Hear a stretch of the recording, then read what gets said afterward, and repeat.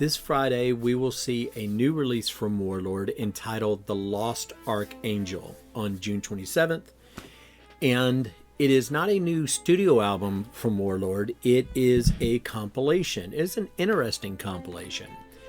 What we have is kind of little rarities and trinkets that have been wanted by the Warlord faithful. The album is a double album on vinyl. It is a single CD on disc.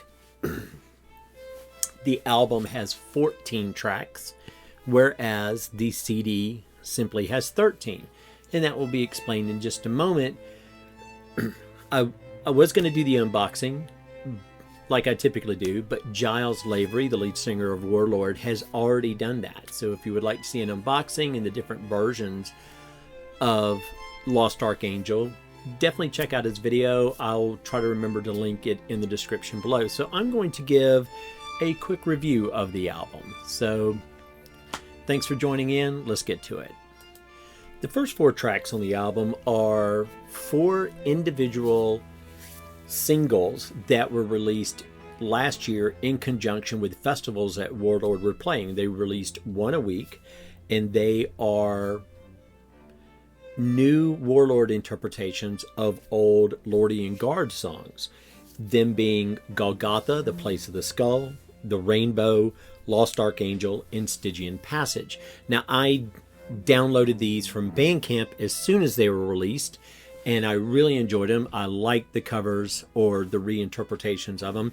To me, on the CD, though, maybe it's a psychosomatic thing, I don't know, but they seem to have a bit more oomph. They seem to have a bit more power, seem more polished. I don't think they re-recorded them again or even remixed them.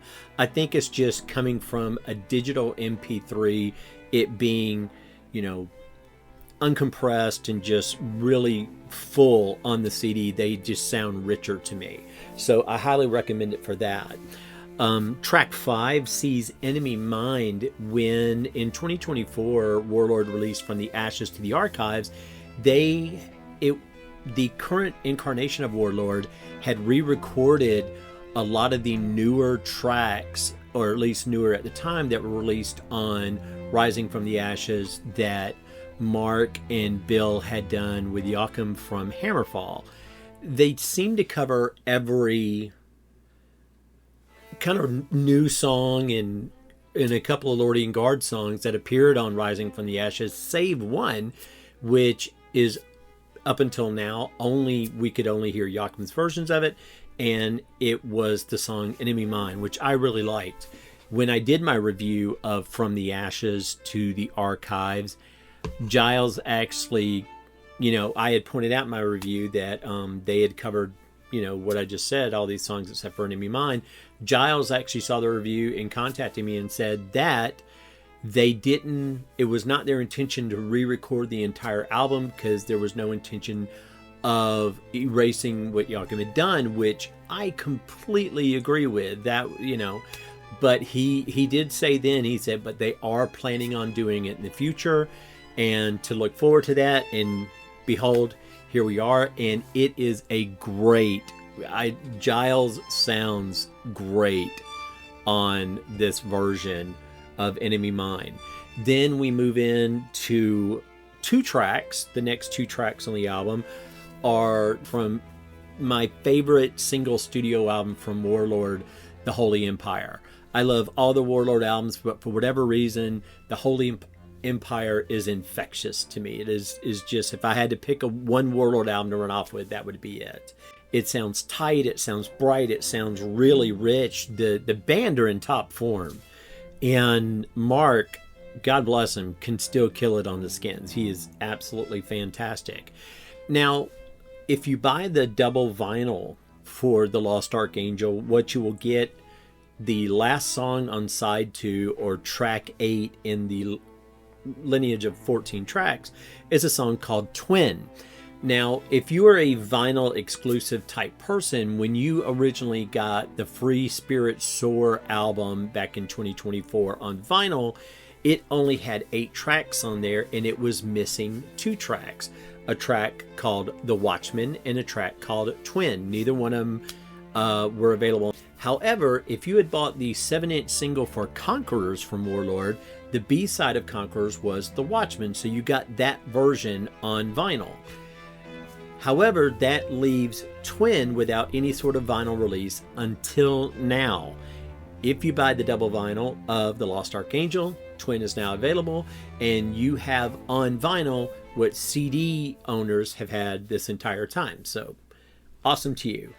So, starting with the next track, track 9, or side C of the vinyl, we move on to 3 tracks, Father, Glory, and Soliloquy. They are live in Athens in 2013. Now, when I originally saw this was going to be on this compilation, I was curious because the second CD, or if you got the 3-disc vinyl or something of Live in Athens, there were rehearsal recordings of Father, Glory, and Soliloquy in that order. So I didn't know if they were just, taking rarities from a now out of print deluxe edition and putting them on this compilation. But no, these are straight up live recordings that were done during that legendary concert in Greece.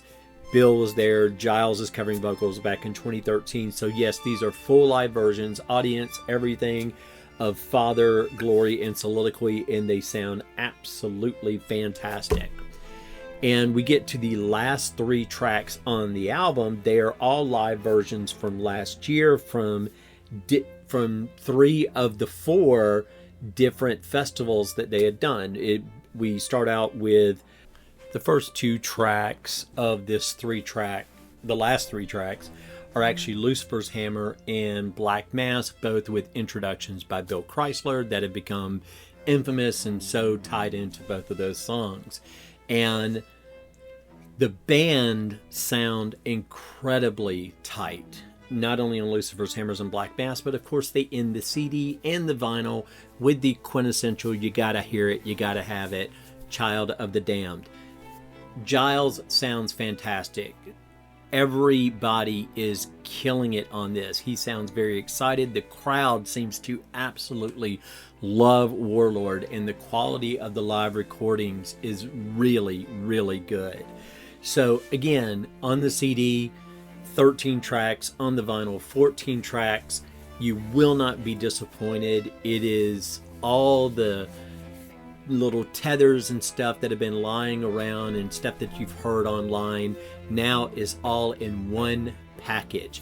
And like I said, I will link it in the description below, but if you really want to see an unboxing, there was no sense in repeating something that Giles actually could do better than I, simply because I only bought one of the vinyl versions, whereas Giles shows you the CD and all the vinyl versions. And it's a quick little video, and you get a sense and you can kind of make your choice. So anyway, June 27th, 2025, we will see the release of Warlord's The Lost Archangel.